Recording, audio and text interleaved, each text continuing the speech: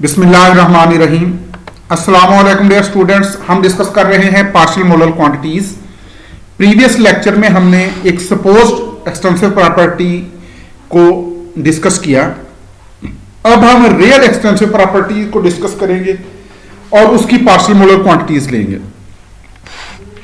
Today we discuss partial molar Gibbs energy. Partial molar Gibbs energy को chemical potential भी कहते हैं। Suppose हमारे पास एक टू कंपोनेंट सिस्टम है। इसके एक कंपोनेंट को हम 1 कह लेंगे, दूसरे को कंपोनेंट 2 कहेंगे।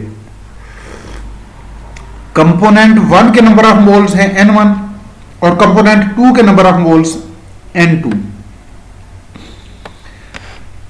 गिब्स एनर्जी एक्सटेंसिव प्रॉपर्टी है। यह प्रेशर, टेम्परेचर पे और number of moles of components पे डिपेंड करती है।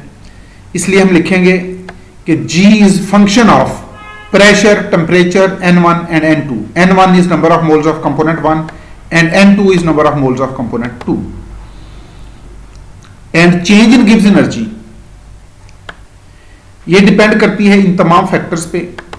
Change in Gibbs energy is given as change in Gibbs energy with respect to pressure. अगर आपने गिब्स एनर्जी में टोटल चेंज फाइंड करनी है, प्रेशर की वजह से, टेम्परेचर की वजह से, number of moles of component 1 की वजह से, number of moles of component 2 की वजह से, ये total change in Gibbs energies, change in Gibbs energy with respect to pressure at constant temperature, constant number of moles of component 1 and constant number of moles of component 2।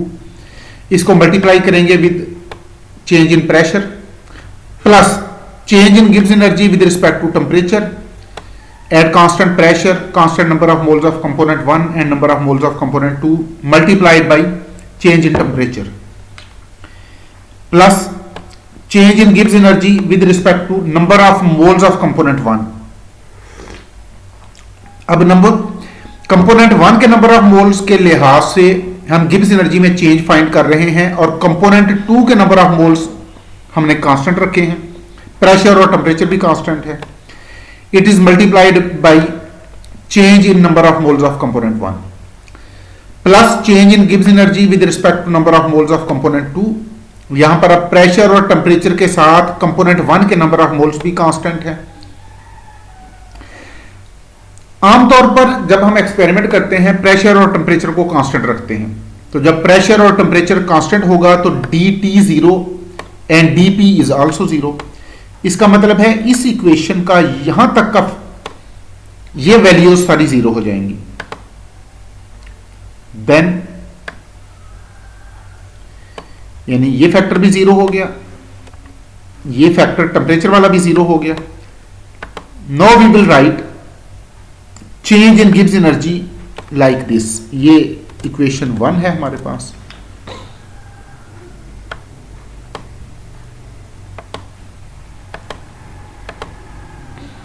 Now change in Gibbs energy is thus equal to the sum of change in Gibbs energy with respect to number of moles of component 1।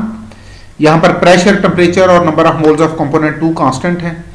Similarly इसको हम multiply कर देंगे change in number of moles of component 1 plus rate of change of Gibbs energy with respect to number of moles of component 2 at constant pressure, constant temperature and constant number of moles of component 1 multiplied by change in number of moles of component 2।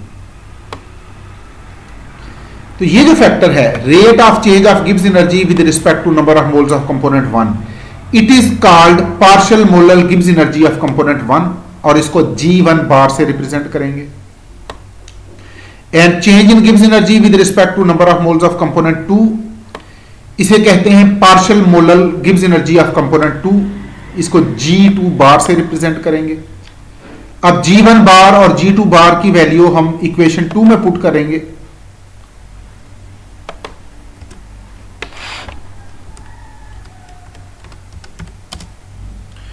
Putting values in equation 1, G1 बार और G2 बार की values equation 1 में हमने put की तो equation 1 हमारे पास इस form में आ गई। This is equation 2।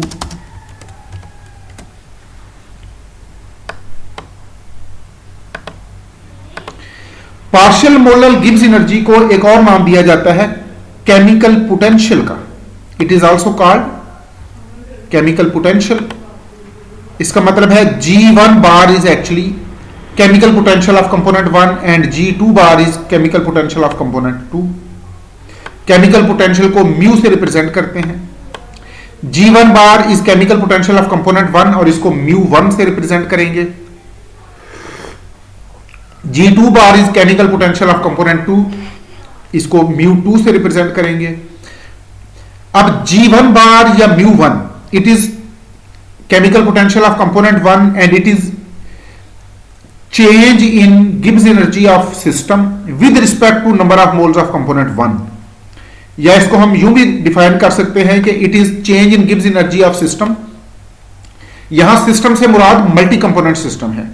Change in Gibbs energy of multi component system due to addition of 1 mole of component 1 in large excess of multi component system.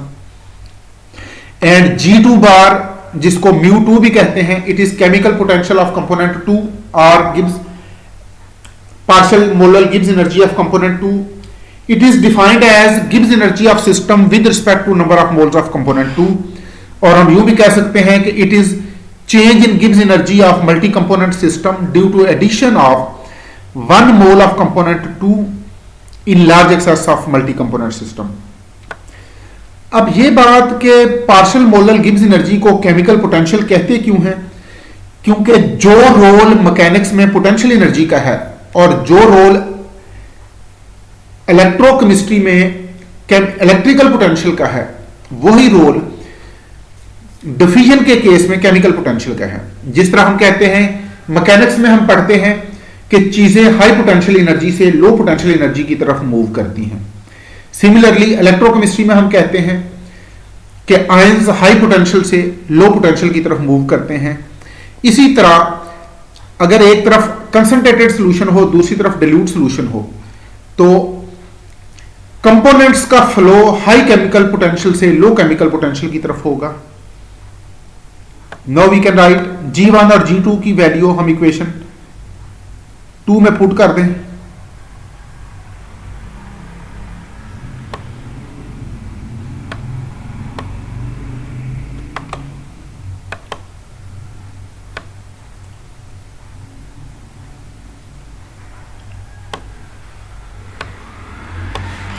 Now put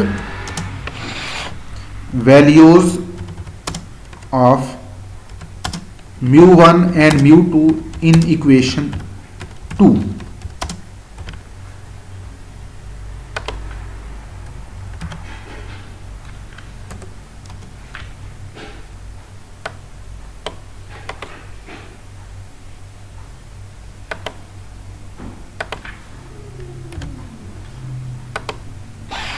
तो equation 2 में हमने values put कर दी। इस equation को अब आप integrate करें, तो इंटीग्रेट किया।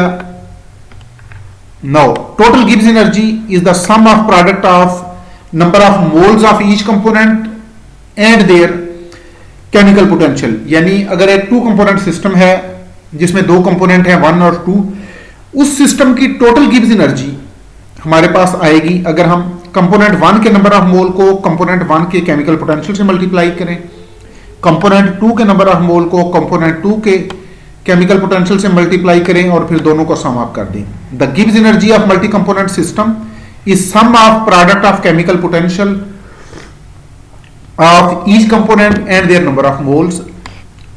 Chemical potential is criteria for equilibrium and spontaneity of multi component system. अगर आपके पास 2 सॉल्यूशन हो और दोनों के दरमियान सेमी परमिएबल मेम्ब्रेन हो, तो मटेरियल का फ्लो होगा from high chemical potential to low chemical potential.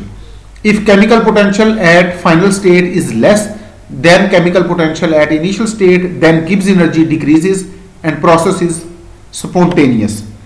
And if chemical potential of system at final state is greater than chemical potential at initial state, then Gibbs energy increases during process and process will be non-spontaneous।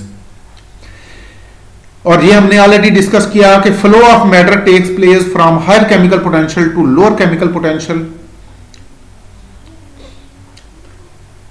इसका मतलब है diffusion का process हो, fusion का process हो, vaporisation का process हो, sublimation का हो, कंडेंसेशन का हो, इसमें मैटर का फ्लो होगा from higher Gibbs energy to lower Gibbs energy, और जहां गिब्स एनर्जी ज्यादा है वहां केमिकल पोटेंशियल भी ज्यादा है। तो मैटर फ्लो करेगा from higher chemical potential to lower chemical potential, और ये फ्लो उस वक्त तक जारी रहेगा जब तक दोनों फेजेस का केमिकल पोटेंशियल सेम नहीं हो जाता। जब दोनों फेजेस का केमिकल पोटेंशियल सेम हो जाएगा तो प्रोसेस इक्विलिब्रियम में आ जाएगा। Thank you very much dear students. Next lecture में हम डिस्कस करेंगे पार्शियल मोलर वॉल्यूम। अपना ख्याल रखिएगा। अल्लाह हाफिज।